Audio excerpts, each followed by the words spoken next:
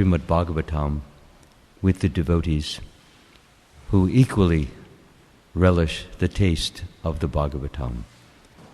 So thank you so much for giving me this opportunity to become more joyful than I normally would. And I pray that Srila Prabhupada and Lord Sri Krishna may equally do the same to you. And if I get your prayers to speak nicely so that we are all benefited, then I'm sure our joy will be equal throughout. And I pray that it lasts not only for today, but forever. Thank you.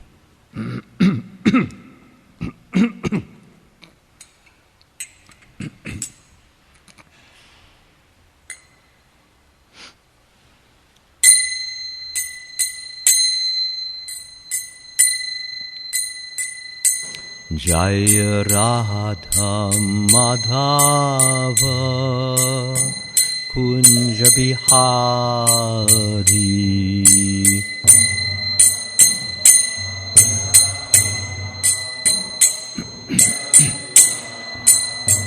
Jaya Radha Madhava Kunja Bihari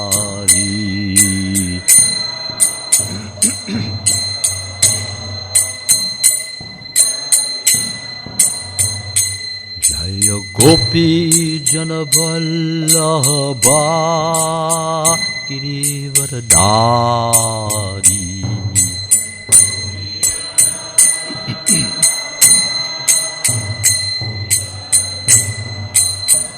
Jaya Gopi Janavallabha Girivardhari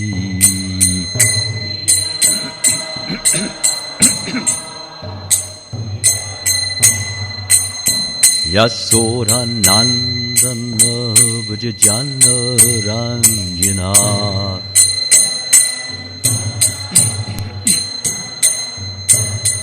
Yasodha Nandana Vajjana Ranjana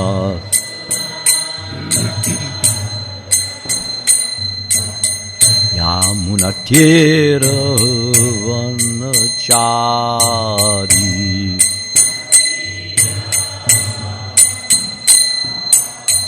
Yamunatira Vanachari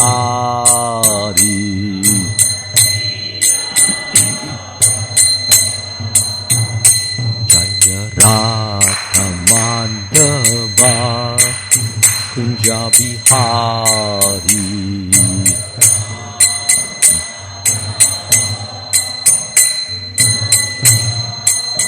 Jaya Radha Madhava Kunja Bihari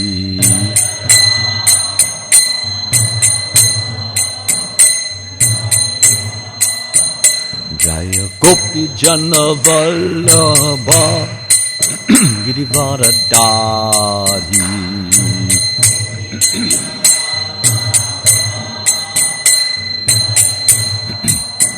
Jaya Gopi Janavallabha Girivardhari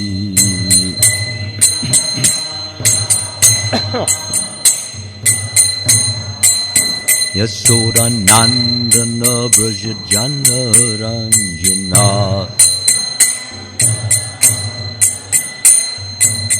Yasodha Nandana Vrajjana Ranjana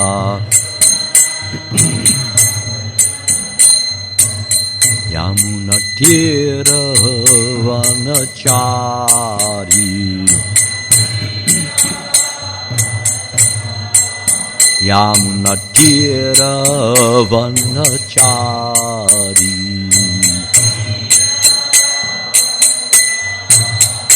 Jaya Radha Madhava Kunja Bihari Jaya Radha Madhava Kunja Bihari Jaya Radha Madhava Kunja Bihari Radha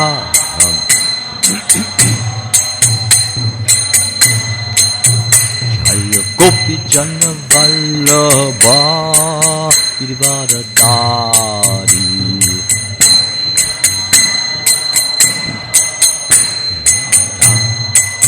Jaya Gopi Jana Vallabha Girivardhari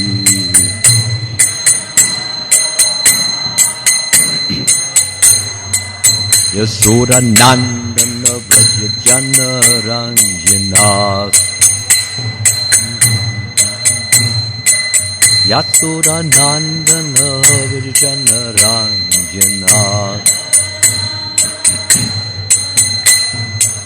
Yamuna Tira Vanachari Yamuna Tira Vanachari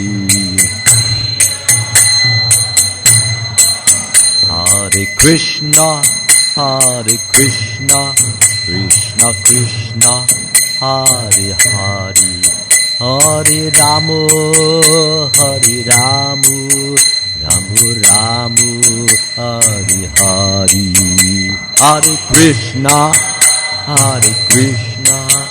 Krishna Krishna Hare Hare Hare Ramu Hare Ramu Ramu Hare Hare Hare Krishna Krishna Krishna Hare Hare Hare Ramu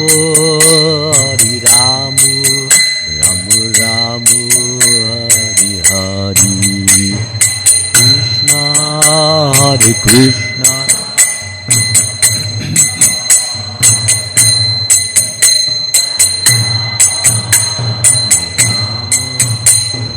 Ramu Hare Hare Jaya Prabhupada Jaya Prabhupada Jaya Prabhupada Jaya Prabhupada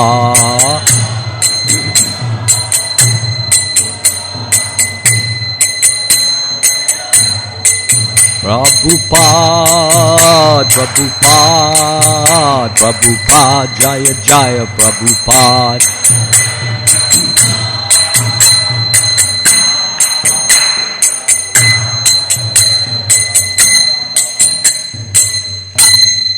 Jayam Vishnupad Paramahansa Parivjakacharya Astatora Sata Shri Srimad His Divine Grace A.C. Bhaktivedanta Swami Srila Prabhupada Ki Jai ISKCON founder Acharya Srila Prabhupada Ki Jai Anantakoti Vaishnava Vrinda Ki Jai Namacharya Srila Haridas Thakur Ki Jai Premsakaho Shri Krishna Chaitanya Prabhu Nityananda Shri Advaita Gadadhara Srivasadi Gauda Bhakta Vrinda Ki Jai Shri Shri Radha Krishna Gopa Gopinath Shyamkun Radhakun Giri Govardhana Ki Jai Vrindavan Dhamma Ki Jai Mathura Dhamma Ki Jai Mayapur Navadip Dhamma Ki Jai Jagannath Puri Dhamma Ki Jai Ganga Mai Ki Jai Yamuna Mai Ki Jai Tulsi Devi Ki Jai Bhakti Devi Ki Jai Srila Prabhupada's Transcendental Book Distribution Ki Jai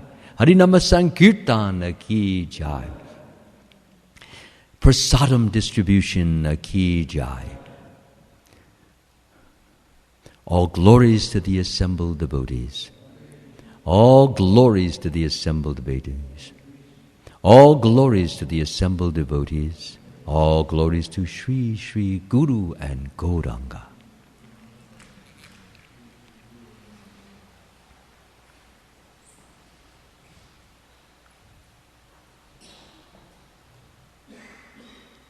Oh, thank you. You have a cup of water? Some water, thank you.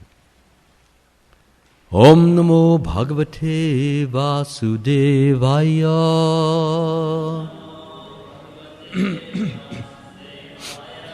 Om Namo Bhagavate Vasudevaya.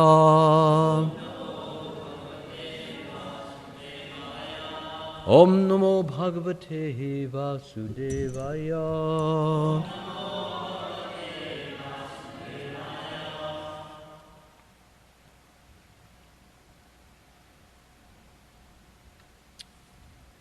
So I'm reading from the Srimad Bhagavatam, Canto 5, Chapter 1, text number, looks like 11. Yes, text number 11. And thank you. I'll take it. Thank you.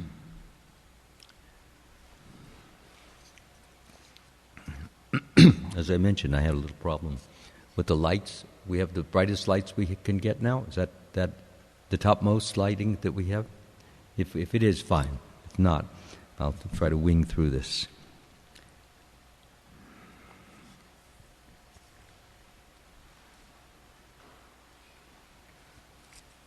It's impossible for you to see. That's better.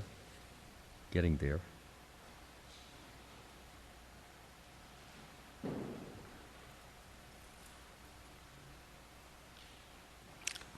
Just can't see it with this.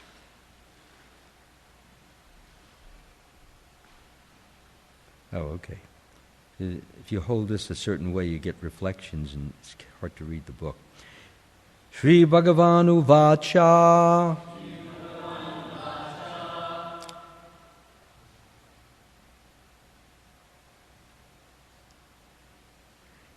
Niboda tatedam ritam pravitini. Excuse me? Pravitini. Let me try that again.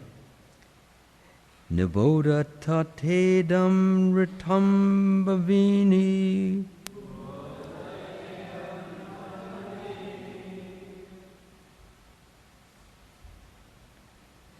Mashu yitam deva arhasya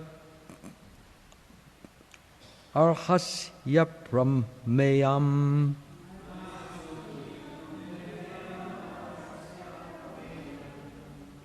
Vayam bhavaste tata esha mahashir.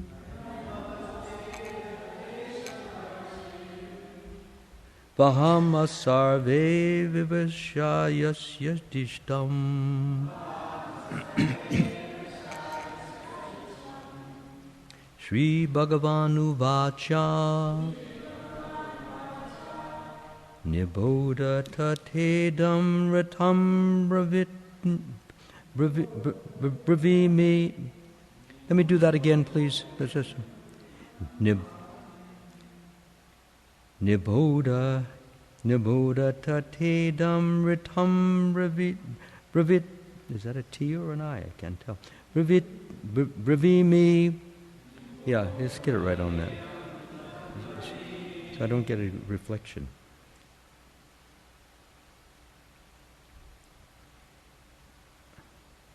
Masu yutam deva arhasya prameyam. Vayam bravaste tate esha mahashir. Vahama sarve vivashayasya dishtam. Thank you. That's good. Sri Bhagavan Uvacha. Niboda tatedam ratam ravimi. Masuyutam deva arhasya prameyam.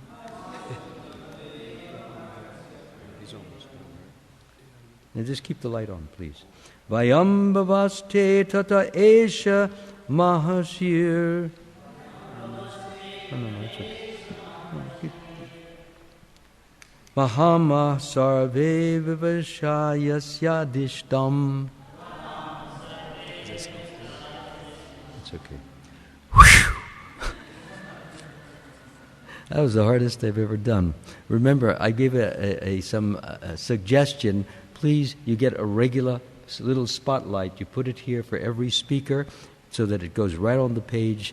As you can see, when the light came on, it was like I was going from the first grade of reading to the 8th grade of the reading. So this is what happens when you can hardly see and you're just making one letter look like another letter, so you're floundering at that moment. So my apologies, but what can I do? I haven't been graced with the best of eyesight. So we'll please, where's the board? Oh, Please begin.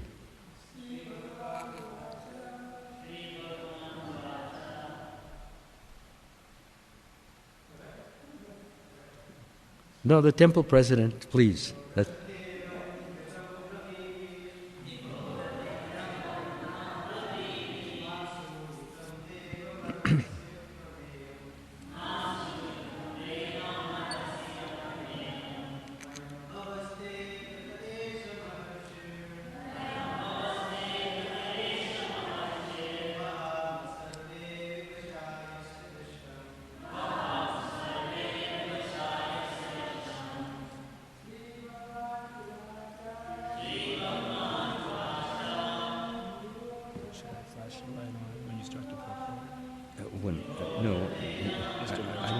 Just word by word, but stand by, please. Thank you.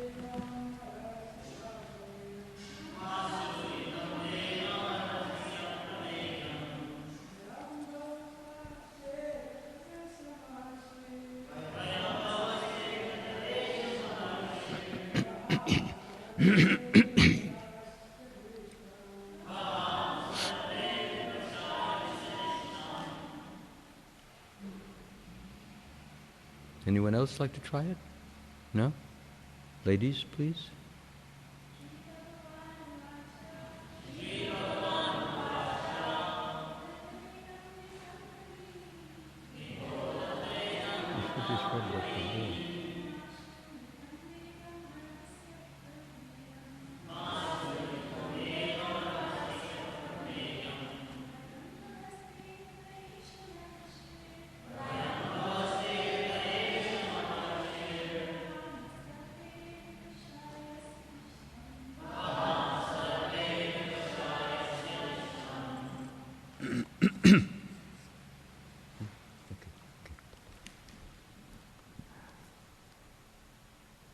Sri Bhagavan Uvacha,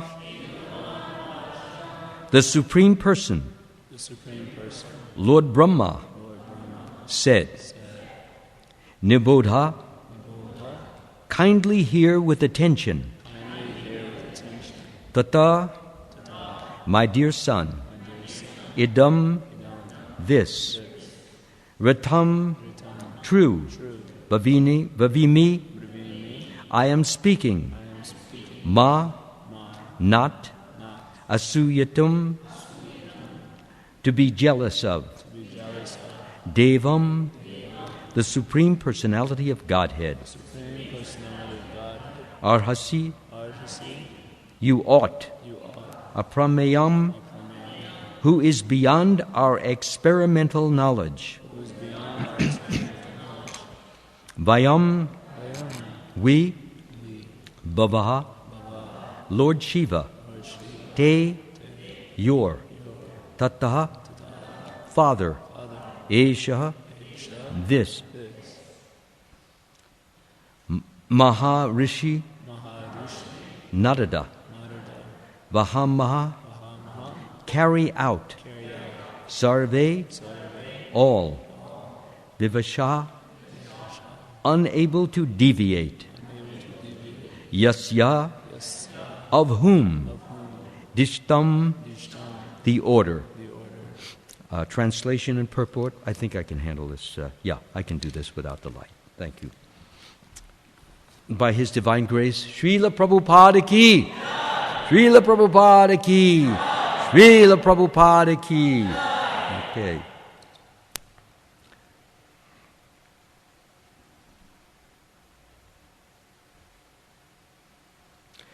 Lord Brahma, the Supreme Person within this universe, said, My dear Priyavrata, kindly hear attentively what I shall say to you.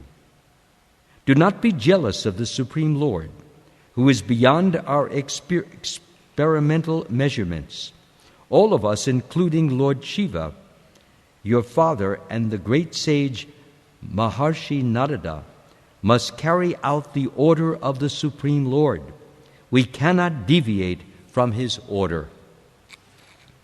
Just for comprehension purpose, before I get to the purport,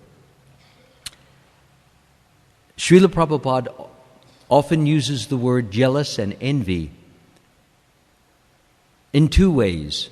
The one way is that the way it's generally understood, that I see that you have something that I would like to have, and perhaps I would like you not to have it so that I can overshadow you, so that I can be more important than you. You know, you have a beautiful sweatshirt, you've got this on it, and I wish you didn't wear that because my sweatshirt is so plain and so uninteresting. So if I envy your sweatshirt, it means that I would prefer you don't have it because you're outshining me. This is the normal and usage of the word envy. And jealous is pretty much the same way, although it's often used for in romantic relationships. A man is jealous of his wife if he sees her talking to some other man because he thinks that she's more interested in him than she is in her husband, etc. So, but anyway, the way that the word jealous and envy are used are often in the meaning of hostility. And it fits perfectly because what Lord Brahma is about to say to Priyavrata might, in an ordinary person, give rise to hostility, because he's going to tell him to please stop what you're doing, desist. God doesn't want you to do that, and yet Priyavrata wants to do that. So if somebody tells you not to do something that you want to do, what you like to do, and which is advocated in the scriptures, then it's quite normal, quite natural that you might become a little angry, if not hostile. So that's why it is mentioned right at the beginning. Lord Brahma is saying, do not be jealous of the Supreme Lord. Don't be angry or don't be hostile to Him. He has your best interest at heart. Okay? We all have that understanding? Because if you think that, how could Priyavrata be jealous? First of all, he's a great devotee of the Lord. He's a renunciant, as we can see. He's out on a hill, Gandhamadana hill. He's praying to the Lord. He's glorifying the Lord. Well, what business would you have of being jealous of the Lord? Because the Lord is the one whom He wants to serve and the one who He wants to glorify and honor. So, therefore, He's not going to be jealous of the Lord, but He could be angry for the instruction that He's going to get from the Lord in a few moments. Or He might even be hostile. There's no question of Him being jealous. God is all-powerful. God is all-encompassing. God is all-loving. God is all-powerful. God is all-peace. He's all of that, and I want to be a part of that. There's no question. There's no room for jealousy because I need to go to Him to get. You see, it's not something I can take away from Him and leave Him without it. God is always complete. He's the complete. Even if He gives something to you, He never loses anything of Himself. Okay? So that's impossible for Him to, and He knows that, for Him to have any jealousy towards the Lord. Purport by His Divine Grace, Srila Prabhupada. Yeah. Of the 12 great authorities in devotional service, 4, Lord Brahma himself, his son Narad, Svayambhuva Manu, and Lord Shiva were present before Priyavrata. So this is a very heavy lineup that we have here. You might say so full and so heavy and so grave in spiritual power that poor Priyavrata doesn't have a chance. I mean, they are so powerful and so influential and so spiritual. All they need to do is look at him with a feeling of disdain for what he's doing, even though what he's doing is very glorious, but we see why he should not be doing it, as I will go on. They were accompanied by many other authoritative sages. Brahma first wanted to impress upon Priyavrata that although these great personalities are all authorities, they cannot possibly disobey the orders of the Supreme Personality of Godhead, who is described in this verse as Deva, which means always glorious. the power, glory, and potencies of the Supreme Personality of Godhead can never be diminished. In the Ishopanishad, the Lord is described as apavida, which indicates that he is never affected by anything materially considered sinful. And let me just stop here for a moment. This is to say that if any types of temptations were presented before the Lord, he is not affected, he's not enamored, he's not enticed, he doesn't become subjected to any of these things. He can see the most beautiful woman in the world and be completely neutral. And that's because whatever pleasure this woman could give him is so minuscule, so tiny, so insignificant compared to the bliss that is in his heart and which he is always experiencing. And that's what a devotee strives for, to receive, to achieve this wonderful, blissful mentality so that anyone and anything in the material world will not affect, will not disturb, will not shake, will not rattle, will not tempt him or her. That is what real freedom is. To be unaffected by anything in this world, and yet to be in the world but not really of it. This is the real key. In it, but not of it. Pretty much like to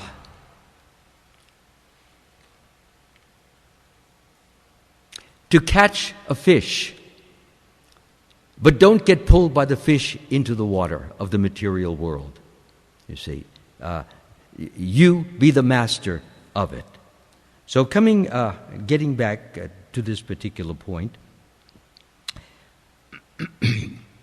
an example sometimes given to explain the position of the Supreme Lord is that of the sun, which is really a wonderful example, which evaporates urine from the earth, but is never affected by contamination because it's more powerful. Its power is it can undo something without itself being undone. When Lord Brahma went to induce Priyavrata to accept the responsibility for ruling the universe, he did not go whimsically. He was following the dictations of the Supreme Lord. Indeed, Brahma and other genuine authorities never do anything without his permission. The Supreme Lord is situated in everyone's heart. In the beginning of Srimad Bhagavatam, it is said, Tene Brahma Hridaya Adhikavaye. The Lord dictated Vedic knowledge to Brahma. How did he do it? By what means? Yes, let's hear it. Yes, through his heart. And do you know, do you know where he did it? Anybody? I'll take a guess. Okay, he did it. He did it in Shvetadvip, which is an island in the ocean of milk, which is on the planet of Dhruva Loka. So this is considered the spiritual world within this material world. That's where the demigods and that's where Lord Brahma go to pray. They offer certain prayers, and then Lord Brahma explains and expresses the need for the guidance or the power or the direction from the Supreme Lord. And then the Lord, after having listened and after having received and been pacified or pleased by these prayers, then expresses his own answer to Lord Brahma within the heart. And Lord Brahma received that information in the heart, hears it, and then conveys it to the demigods who are generally surrounding him because he is the chief of all the demigods. Okay?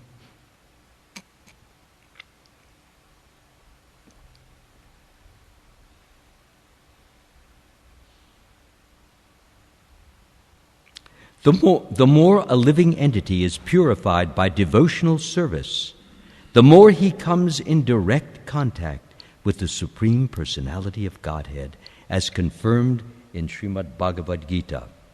Tesham satata yuktanam bhajatam pritipurvakam dedami buddhi yogam tam yena mam upayanti te. Which means, to those who are constantly devoted and worship me with love, I give the understanding by which they can come to me.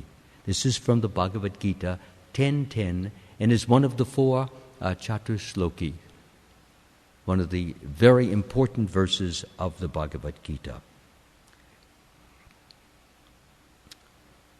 Lord Brahma, therefore,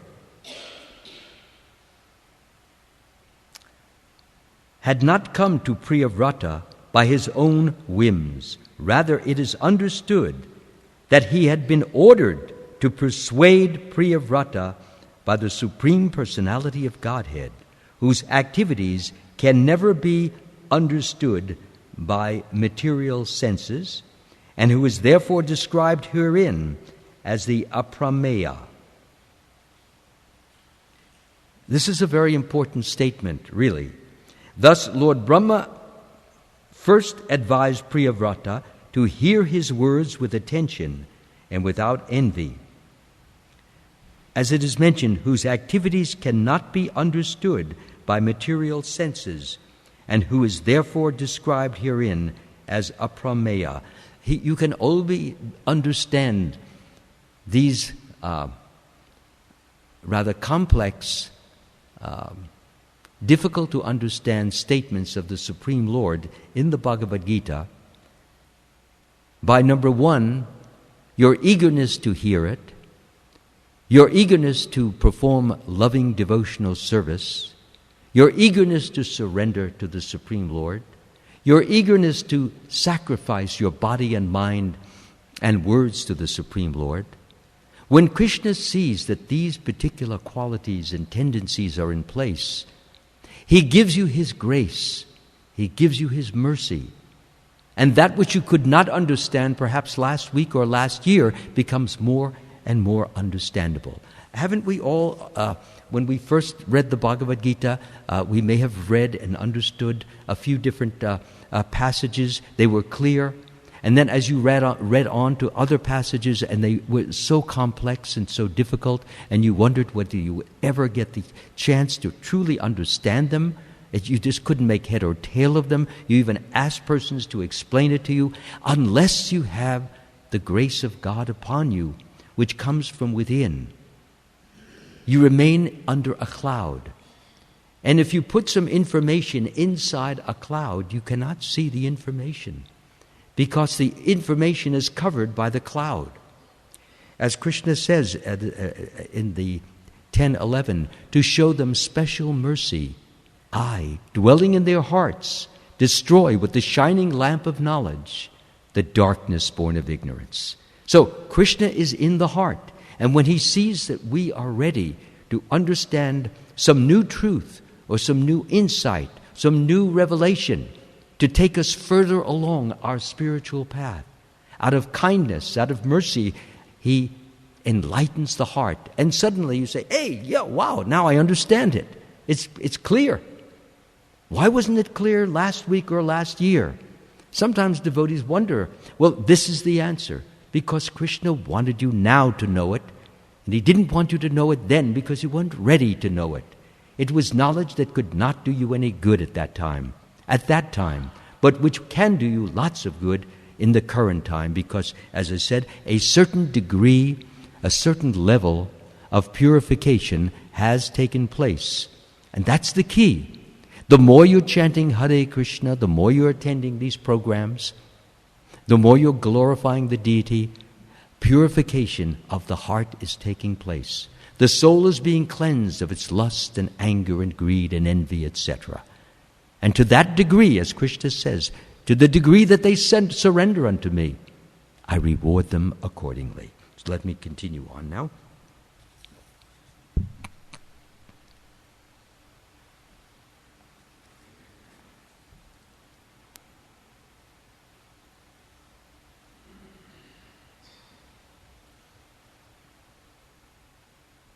why one is induced to perform certain acts despite his desire to do something else is indicated herein.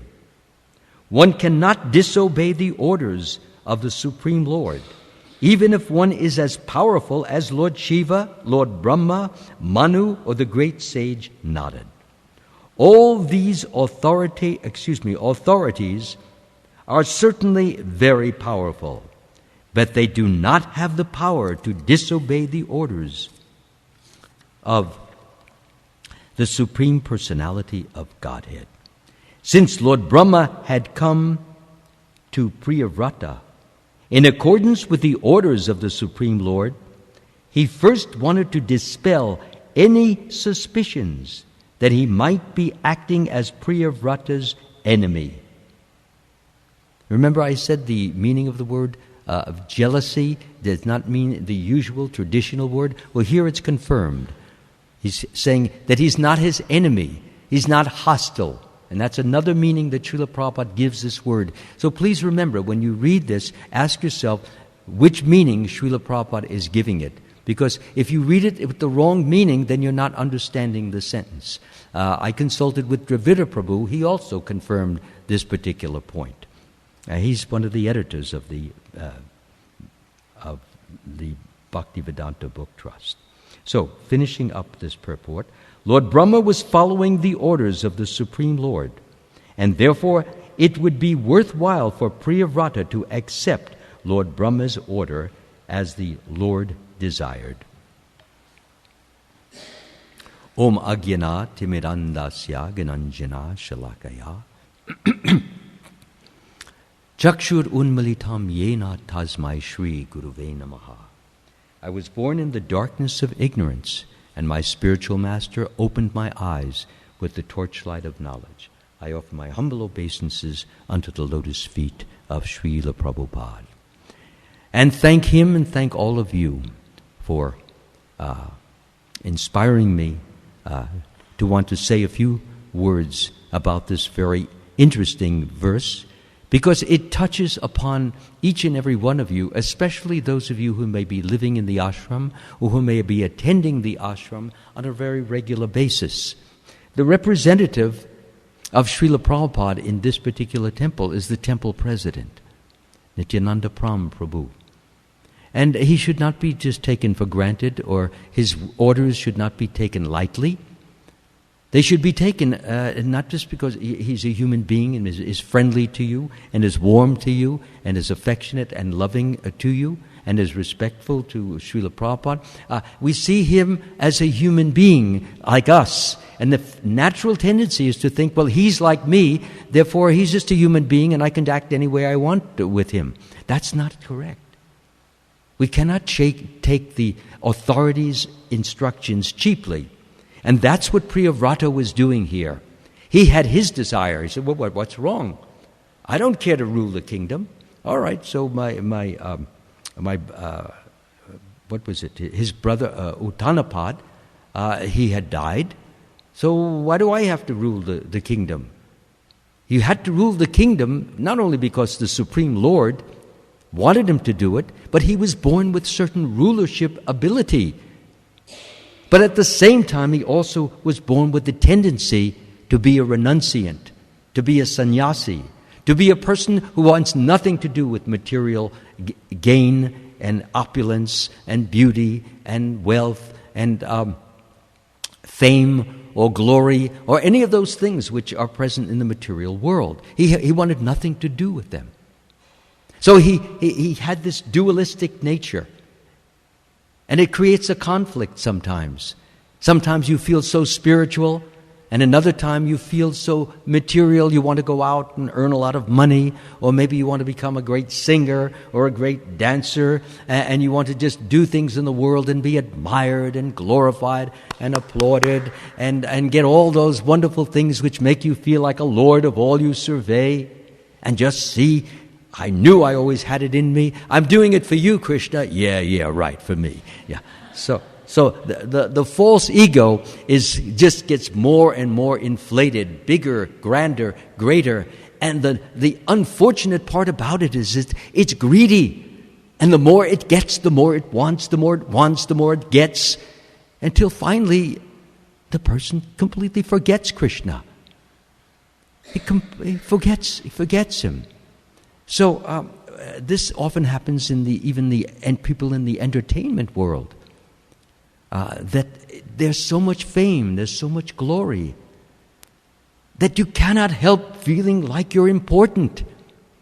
And that's a disqualification for developing the humility that is necessary to fully surrender and sacrifice your life to the Supreme Lord. I'm important. People are bowing down to me. People are honoring me. People think I'm smart. People think I'm intelligent. People think I'm glorious. Well, why do I have to bow down to the Lord? Because I'm a Lord. This is what takes place within one's consciousness, and it's polluted. And it's very difficult to deal with this. So although outwardly a person who is famous or glorious or very wealthy, he may put on a nice show of devotion, offer obeisance to Prabhupada, come here, offer obeisances to the deities, and pray, be in a mood of prayer. But if the false ego has become elephantine, gargantuan, huge, humongous, that's only a show of humility.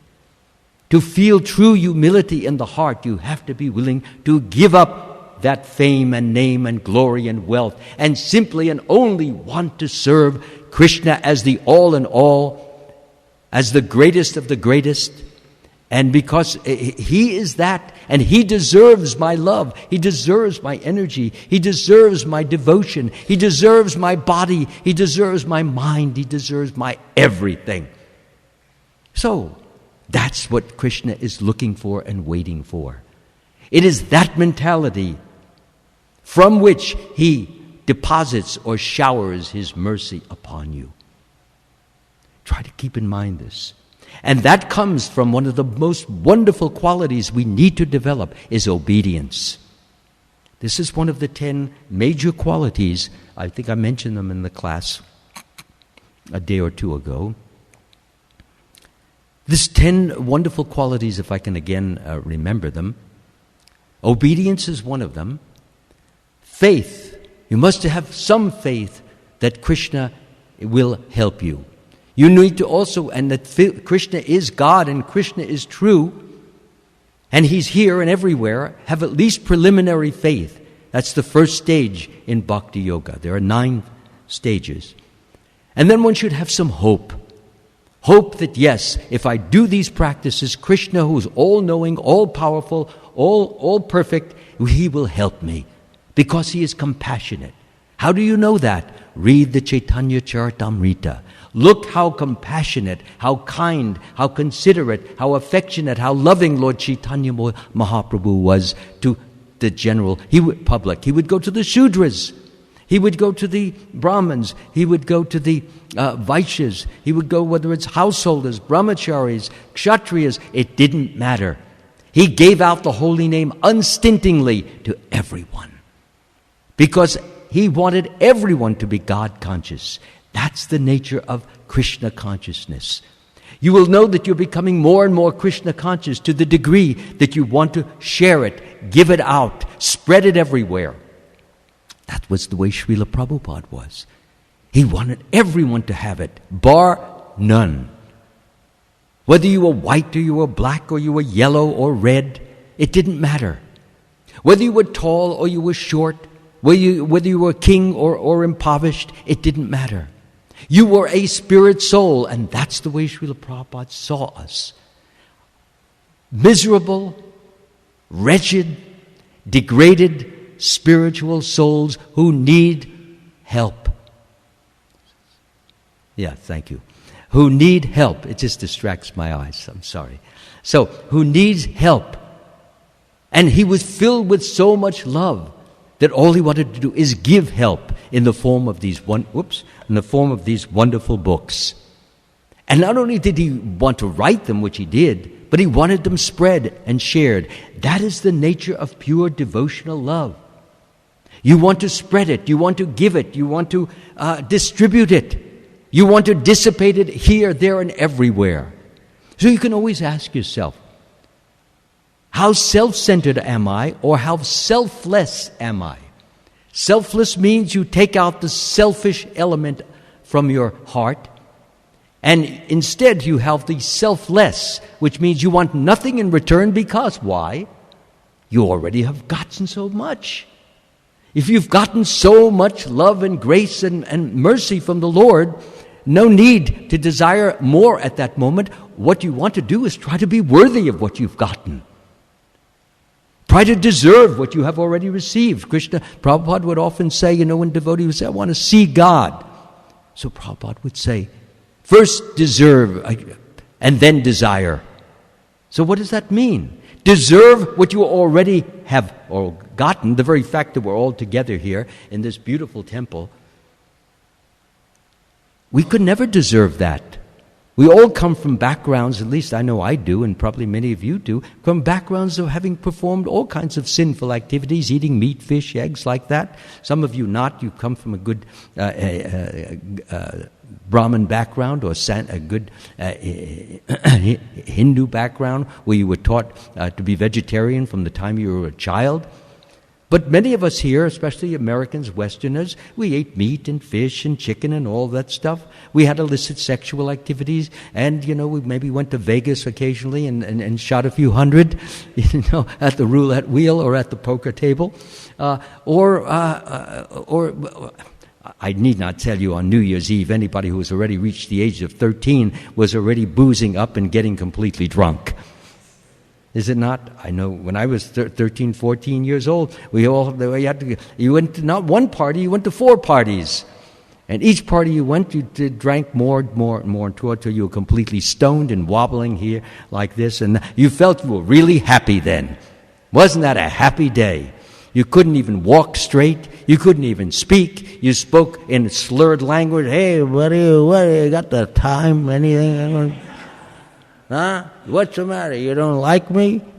So this is very, very clear, reasonable, valuable speech. It really gets you someplace. You can't even ask the time properly. You forget where you live.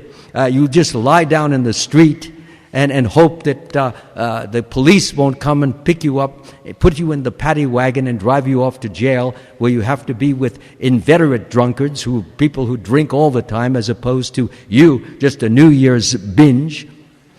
So, consequently, this is America. This is the wonderful principles. Get rich, get powerful, get wealthy, get beautiful, and then wreck your life. This is what you're taught from the early age. You struggle so hard, so much discipline. Undergraduate, first high school, and then undergraduate, master's, MBA, and you get your PhD, and now you get that big paycheck. And then what do? It's happy time after work. Get off at 4 o'clock now, have a big, good-paying job, go to the bar, drink 6 drinks, and then you're half stoned, maybe pick up a girl or cheat on your wife because you have all this opulence now, and this is unfortunate, it's miserable, it's terrible, because they're all being led to misery, as we talked about the different kinds of miseries which come from our own body and mind, from our wrong decisions, wrong education, wrong direction, wrong decisions. So all of this is going against us. And you see so many people, they reach 45, 50 years old, and some of them become confirmed alcoholics. And they tell you, no, I can give it up whenever I want. Self-deceptive. Instead of saying, no, of course, if you go to Alcoholics Anonymous, they teach you to at least accept the fact that you are an alcoholic. That's the first step to being cured of this. So the important thing is that we all have the opportunity now to get the education that will lead us to true, real, undying, forever happiness. Happiness that is coming from Krishna smiling upon the soul. When Krishna smiles upon the soul, or shows his affection to the soul, shows his love to the soul, it's like a surging river that surges into the soul and fills it with divine bliss. And the devotee feels that bliss, he feels that happiness, feels that satisfaction. And that's not what we strive for. We strive to give Krishna if we can, if he allows us. Remember, it's an opportunity to try to increase Krishna's happiness. You're not doing him a favor. Krishna is not sitting around moping, hoping that you'll come by to the altar and offer a flower to him. No, he's not waiting for that flower, believe me. He's blissful already without you coming to the altar. Rather, he's giving you the opportunity to serve him. And when you serve him with love and devotion, and you say, my dear Lord, thank you so much for giving me this opportunity, for there is no one better, no one higher, no one greater, no one grander to repose my love in than you. So I beg you, please be merciful and accept this as my heart's offering. There is no one better to give it to. And all I beg in return is that you allow me to continue serving you and offering you loving, devotional service. I don't ask for money, I don't ask for a car, I don't ask for a beautiful wife, I don't ask for a big following. Like in the Shikshastika it says, I don't ask for any of these things. Just allow me to understand and to treasure and to cherish this devotional service that you have given me. Let me never take it cheaply. Let me never take it indifferently. Let me never take it in a disregardful or uncaring way. This happens. As I illustrated yesterday, even in the chanting of the Hare Krishna mantra, we don't think of how precious it is. Your tongue and voice are touching Krishna. Like I'm touching this bar, touching this mic, touching this book. Or if I touch a devotee who is filled with spiritual potency. That's why devotees love to touch Srila Prabhupada's feet. That's why people come and they try to touch the feet. Because out of the feet is exuding spiritual energy. Out of the hands comes spiritual energy. That's why you see Mother Kishori, I don't know, in New Dwarka, she has her right hand up. I can't see her right hand. Is it in this blessing position? Okay, thank you. Sometimes it gets covered by the... So she keeps her right hand up. Why? It is the nature of, especially the female, to be filled with love. That's why when she has a child, she nurtures the child with love. She sings to it. She talks to it, teaches it how to walk, holds its hand, holds it close to her heart. This is the nature of compassion. So you can see Mataji, she has her hand out and she is offering a blessing. So this is a very wonderful quality. So when we make our offering to Krishna, or you make an offering to some wonderful devotee, never think that you're doing him or her a favor.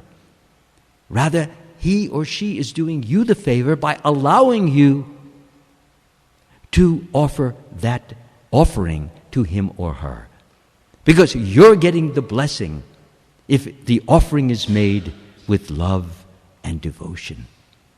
And when you have that blessing, as I already said, that's what brings the mercy of Krishna. If you offer to some devotee, I remember back in 1976, Srila Prabhupada was still on the planet, and I was in New Dwarka in Los Angeles. It was very commonplace when devotees would be walking along the streets, and somebody would say, "Here, some maha, here, take it."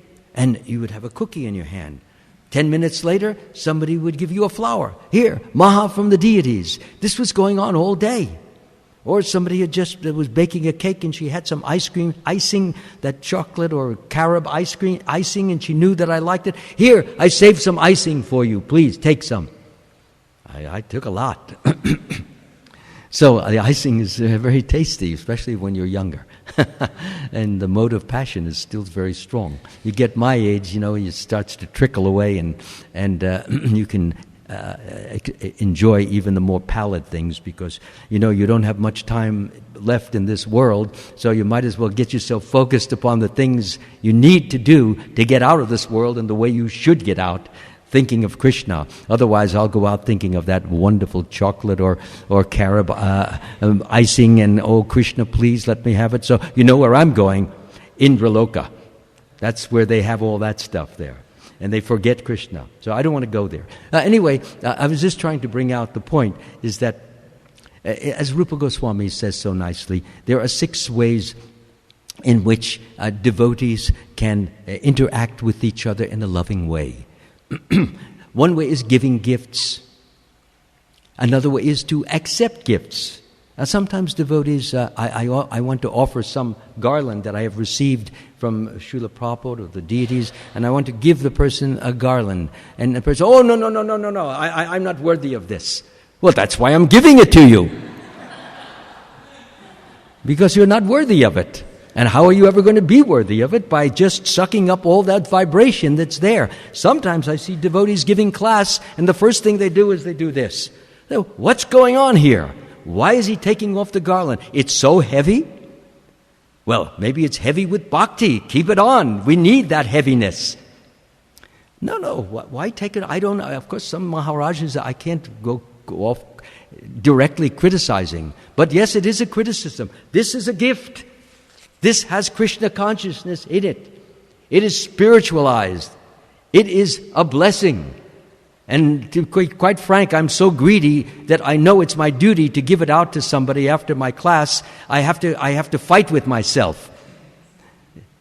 But in the best interest of Krishna consciousness, my Krishna consciousness, of course, and somebody else's, you give the garland and you say, thank you, Krishna, for allowing me to give you to someone else. Because I know you will be more favorable to me and enable me to do better devotional service if I'm more charitable. So I was talking about 10 qualities. I had mentioned faith, because I get a little distracted sometimes, getting close to... Can I go a few minutes over? Will it be okay? Yeah, I'm looking at the temple president. I have to obey him. Okay. So faith, hope...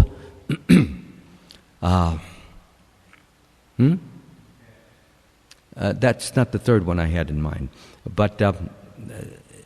Okay, faith, hope, I believe it's love and charity. Okay? Faith, hope, love, and charity. And then there's another 3, which is humility, patience, and obedience. Okay? And then the last 3 is courage. Never be afraid when an order is given. Just take shelter of Krishna. Say, my Lord, I do this with your name on my lips and your form in my heart, and I go forth. Come what may, do or die, I'm ready to surrender and serve you and die for you. If you have that attitude, you will be blissful all the time. The ancient Christians, I'm talking about those, I believe, in around 300 A.D., they were persecuted by the Romans. And one of the means of persecution was that they were thrown in an arena where hungry lions and tigers who hadn't been fed in a few days were released into the arena to feed on these Christians who didn't want to recant their beliefs in Jesus Christ as their Savior. They wanted them to believe in the different demigods that they worshipped. They had different names for them, like Zeus and Apollo and all of those different, some of those are Greeks, I think I mentioned, but they had their own Roman gods, and they wanted them to subscribe to them. But the Christian says, no, there's one God and there's one representative, and Jesus Christ is He, and we don't care what you do to us. So they challenged that. And what happens? The lions came in, and what were the Christians doing? What were they doing there? They had their palms together, and they were just hymning prayers to the Lord. Some of them were being gobbled up and smiling and welcoming it. Can you imagine the degree of devotion and love they had? They didn't care about death. They didn't run away. Why were they not afraid? Because they were going to the promised land. They were going back to Godhead. Somebody asked me where do these Christians who are, we're talking about those who are saintly, not ordinary Christians, who just go to church once a week. But those who are saintly, like our Rupa Goswami and our Sanatan Goswami, and if you read some of their books, it sounds almost like the same very humble language. So when Jesus said, "I sit at the right hand of God," well, that's Vaikuntha. That's a throne, right hand throne of God. Lord Vishnu sits on the throne. And on the right hand, his great devotees, they will sit. So the important thing, if they go to the Vaikuntha planets, that's great.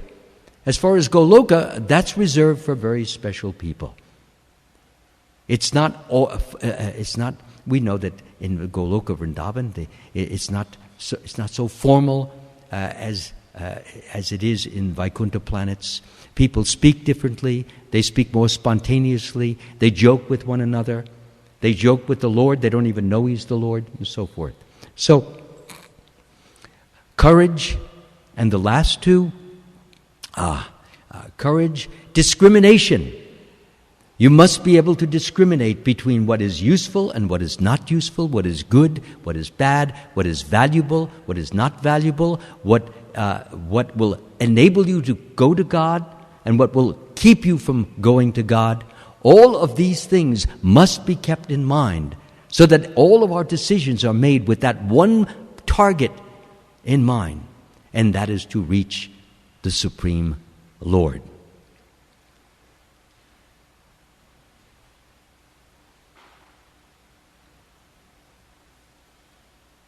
I was trying to think of a particular verse that stated just this in the Bhagavad Gita, but it's just not coming at the moment.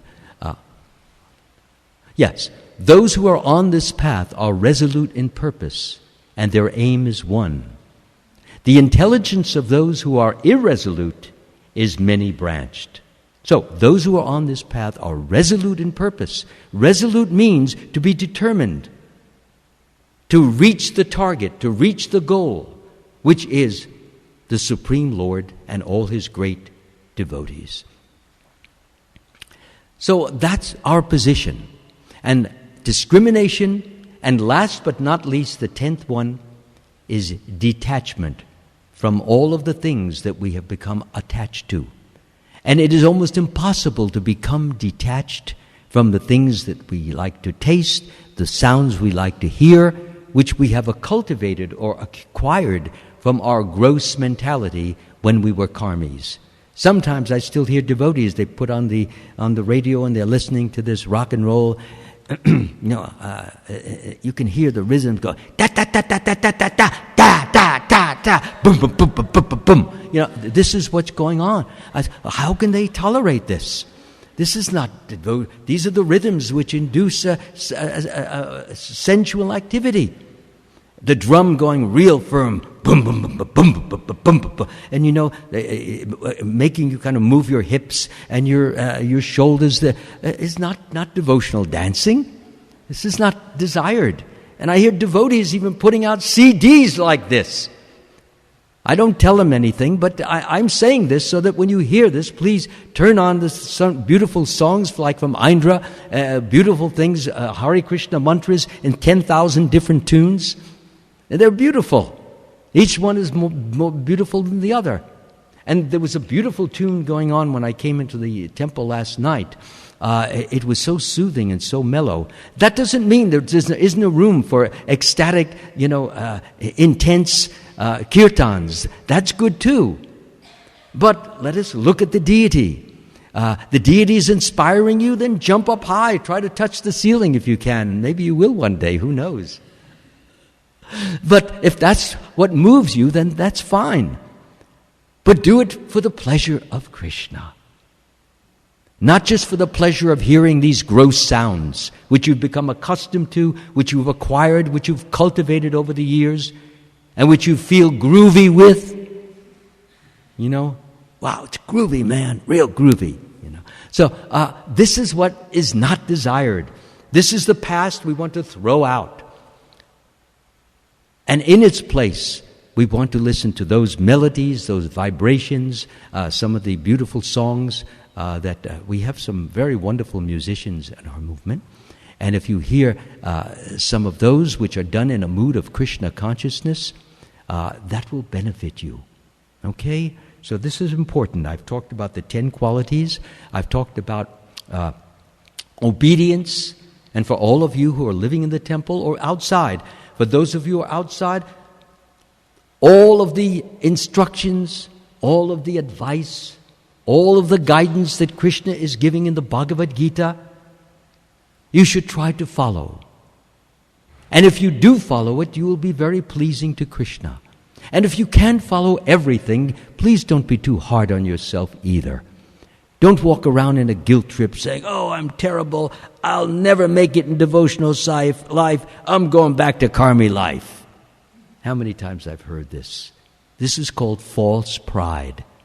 You thought you were so good, you thought you were so great, you thought you were so wonderful, and that all you had to do is join the movement, chant Hare Krishna, and you'll be in samadhi in just a few months.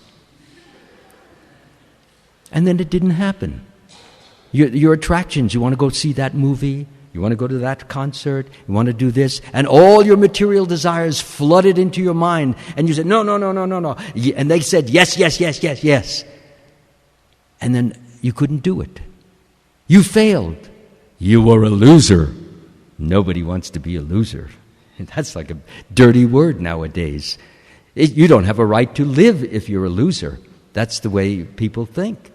Consequently, the person leaves the material life because of false pride.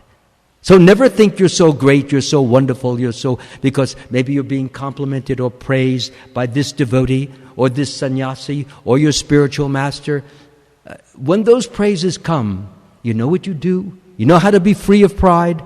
If you don't remember anything I've said this morning, remember this, because it will save your spiritual life. This is what they call a pregnant pause, to get you leaning forward so that you will want to hear it, remember it, and never forget it. When either your spiritual master, the temple president, or any wonderful devotee praises you, glorifies you, honors you, graciously thank him or her for it, but inwardly say, this doesn't belong to me. It belongs to my spiritual master and to Krishna.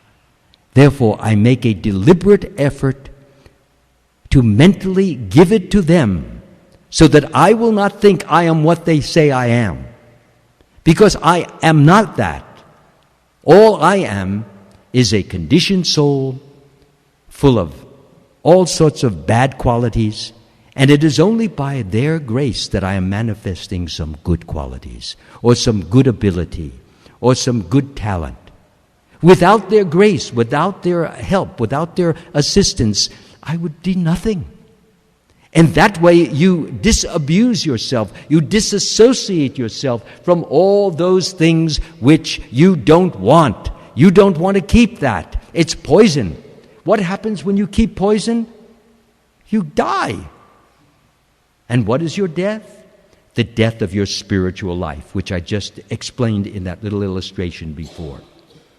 To keep your spiritual life enlivened, uplifted, strengthening, give away all praise, all glory, all honor to your spiritual master, to Srila Prabhupada and to the Supreme Lord, and credit them with this. In your mind you should be saying, this really belongs to you, not to me. Now I am free of it. I am zero again. Now when you become zero, that means totally, completely humble, well, something has to fill up. Here, this was false ego. False ego is out now. So what's going to fill that zero up? Krishna. That's what Krishna needs.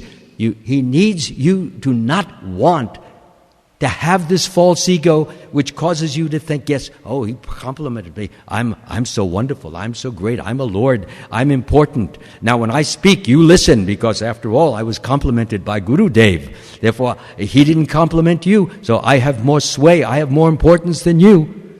This is a mentality that it will kill you. It will destroy you. It will harm you.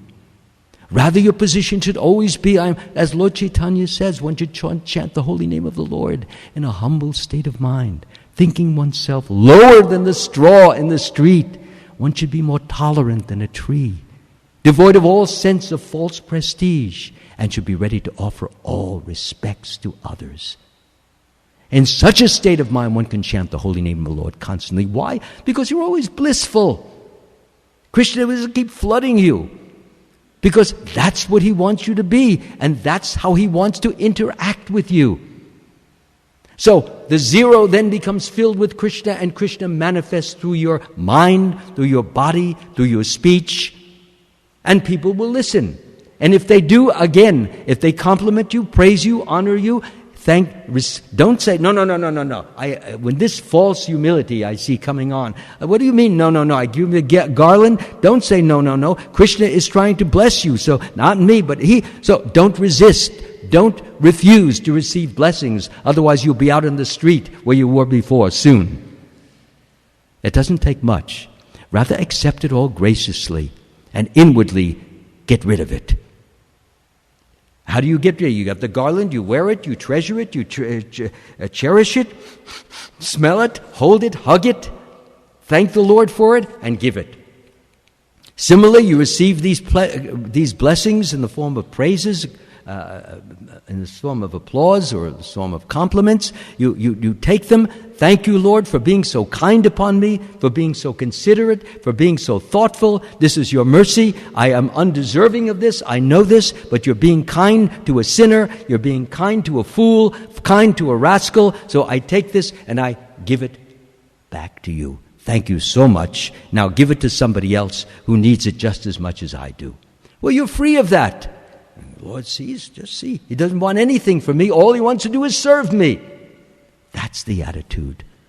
You don't care for anything for yourself. You care only to glorify, to honor, to celebrate, to applaud Krishna. And you want everyone to love Krishna.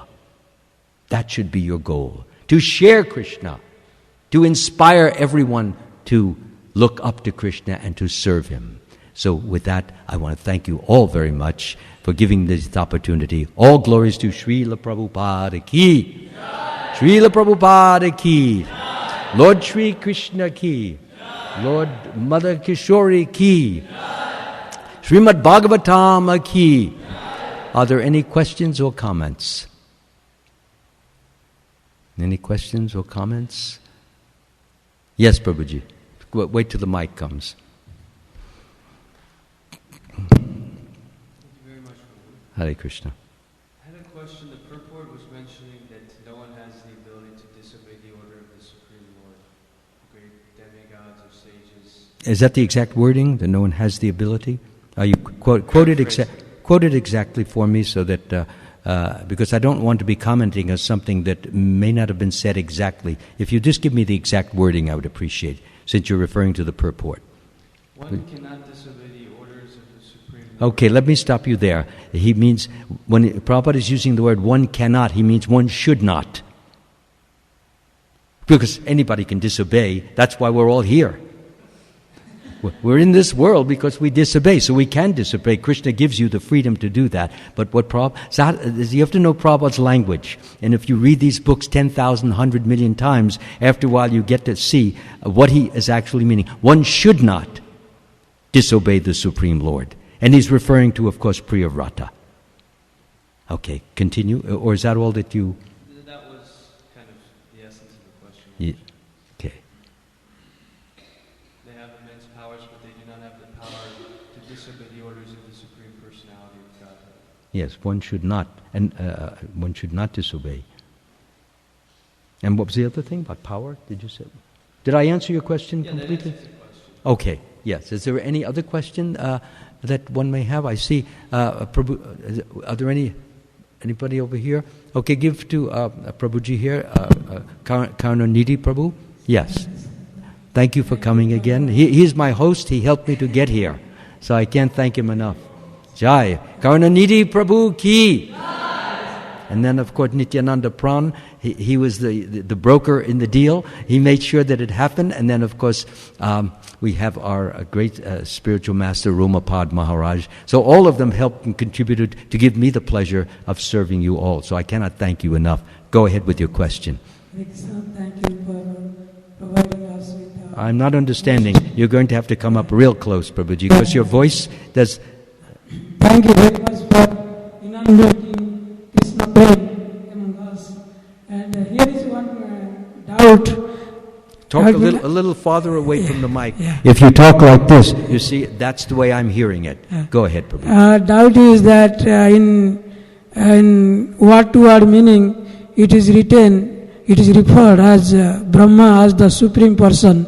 So, because on the verse itself, it is written Bhagavan Vacha, Sri Bhagavan Vacha. You're talking too loud, Prabhuji. It's not coming out. It's coming like this. That's what I'm hearing. Keep it here, about here. Yes, go ahead. Supreme person. Good, perfect. The supreme person, how Brahmaji is addressed as supreme person of God. How what? Supreme person of God. How Brahma is referred. Oh, because the reference. Well, he's the supreme person supreme person of Godhead of this material world. You see, but the supreme personality of Godhead of all universes is Krishna. But he is given this position because he is the creator of this particular world. So he is called supreme in this world, but not in any other world. In fact, we have that very wonderful example when Lord Brahma went to visit Lord Krishna. It was in Dwarka, and he came and he came to the door. And was it in Vaikuntha or Dwarka? Anyway, either way, they're both the same anyway. So he went and he visited Lord Brahma, and he was stopped at the door, and the doorkeeper, he said to him, Brahma said, please tell the Lord that I've come, I'd like to discuss something with him. And so the servant said, all right. And then he went to Lord Krishna and he said that Brahma is at the gate, should I let him in? And then Lord Krishna said, well, which Brahma is this? And then he said, well, he's the four-headed Brahma. The four-headed Brahma, okay, then bring him in. So he brought him in, and then Brahma had some question he wanted to ask the Lord in this particular situation. He said, my dear Lord, before I even ask my question, you said, which Brahma am I? And what does that mean? Is there another Brahma? He said, well, let me answer your question in a very experiential way. So suddenly different Brahmas start appearing. First you had we had the four-headed, then you had an eight-headed, then you had a 16-headed, then 100-headed, then 1,000-headed, then 100 million-headed, 100 million-headed, and Lord Brahma was seeing, they did not see each other, all these other Brahmas, but Brahma, the four-headed, was able to see all of them, and he was thinking, he's important, he's the supreme Lord of this universe, and he came to see, this is a million-headed Brahma, I'm just nothing with my four heads. He's hiding his four heads in shame. He said, my God, that was a really eye-opener to let me know what I really am as opposed to what I thought I was. So that's the answer. In this world, he's, as we say, top God of all the gods. And so that's why he's often called the Supreme. Sometimes Narada Muni is called Bhagavan, but doesn't mean he's the Supreme Lord. It means he's a perfect reflection of the Lord.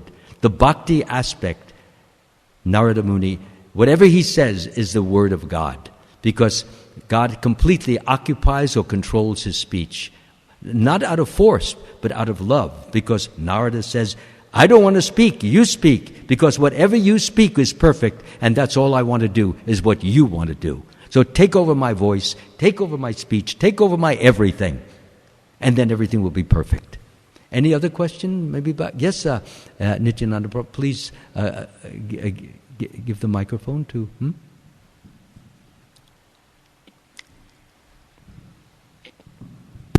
Now I'm a little nervous. The temple president is about to ask me a question, so he knows a lot more. Go ahead, Prabhuji. I don't have a question, but I would like the opportunity to thank you for coming to Chicago. Thank you. I'm unfortunate that I was not here at some other service, but I hear your recordings quite often, and I'm very grateful that you came. It's important that devotees in general, especially our team here, get the association of senior Vaishnavas who dedicated their life for serving Srimad Prabhupada. So on behalf of all the devotees here, I'd like to express my very, very deep gratitude. Hare Krishna. Came and spent a few days with us. And of course, if there was some lacking in our serving, please forgive us. We're young, inexperienced, learning. So I hope you will please come again. Thank you. It will be my pleasure. Not only was there nothing lacking in the service, I cannot compliment Bhakta Dhruv enough. I've never seen, especially his age and his eagerness to serve, and not only eagerness, but he actually puts action behind his eagerness. He's running up and down the stairs barefooted on the cold floor. I see 5-6 times within 15 minutes. He says, you need this? Okay, he's up there in my room, goes and gets it. I'm beginning to feel guilty about this because I don't deserve all this. I never even get this when I'm back in Los Angeles. Of course, they say you can't be a prophet in your own home, so that explains that. But here, he is actually operating on like the Paramahansa level. I just hope it continues. And remember, Bhakta Dhruv, whatever I'm saying, hold on to it I give you 5 seconds and get rid of it.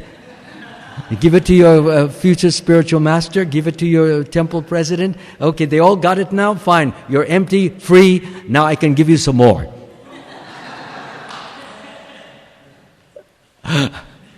Why not? He's prideless. This was the problem of Indra. He had too much pride. Brahma had too much pride. They get into a position. But yes, that's so wonderful when you're in a very humble position. You're doing menial work. You're running here and there. I treasure those days of when I was just a bhakta. I had come, I won't go into too much of myself, but I had been a sannyasi before I came to this movement, a Mayavad sannyasi. And I was in that movement for already 18 years. And I came from that to become a new bhakta. So I renounced my renunciation to be a bhakta. That's called Kali Yuga renunciation. Nobody does that except in Kali Yuga, where you renounce and then you and now here I am, I'm very old and senior, and people are wondering why you're not taking sannyas. Well, I had sannyas. I already had that pleasure. Now I'm looking for love of God now. Well, you can get love of God and be a sannyasi. Well, it's a little more difficult. With 10 people throwing themselves at your feet, offering garlands, offering cakes to you, offering this. I said, maybe, sometimes I talk to my godbrothers, sannyasis like this. I said, maybe you can handle it, but I'm still working on my qualities to be able to handle it. So please give me another few years. And let's let Krishna and Prabhupada determine if and when I ever did it. Besides, I can go anywhere I want, just as a sannyasi does. The only difference is I don't hold a stick. That's the difference. In my dhoti, I wear it a little different. So what's the difference? It doesn't matter. These are all externals anyway. But I do recognize and I respect and I honor the sannyas order, and I pay them all reverence because I know what it is to discipline yourself and set the wonderful example for the rest of the devotees. Thank you so much for your kind words, Prabhuji, and thank you for the wonderful management that you are doing. Everything that I see going on here is a reflection of your management. I don't see anybody looking very sad or moping around or grumbling about how you... All I've been hearing is nice words. He manages so nicely, sweetly, affectionately. What could be better than that? This is rare. In this day and age, so many responsibilities, so many opportunities to make offenses. Your head is swimming at times. I know I talk with Savas often. And 1,000 things to look after, including the bottom line and all those things. So, thank you so much. I'll be delighted to come here again sometime whenever, Krishna guides us. In order for me to come again, I'll write you an email when I'm feeling homesick for all the nice friends that I've made here. And I'll love to come back again. So it's a pleasure to be here. And I'm sorry that I've taken up so much of your time this morning, but you can see how selfish I am. I want you to hear me instead of eating Krishna Prasadam. Just see my opulence. It's really not opulence, it's really demoniac mentality. But anyway, I see everybody sitting and listening, so therefore I'm taking full advantage of every moment. So thank you so much. All glories to Srila Prabhupada, glories to Lord Sri Krishna. Have a wonderful prasadam, and I look forward to seeing you the next time I come. Hare Krishna.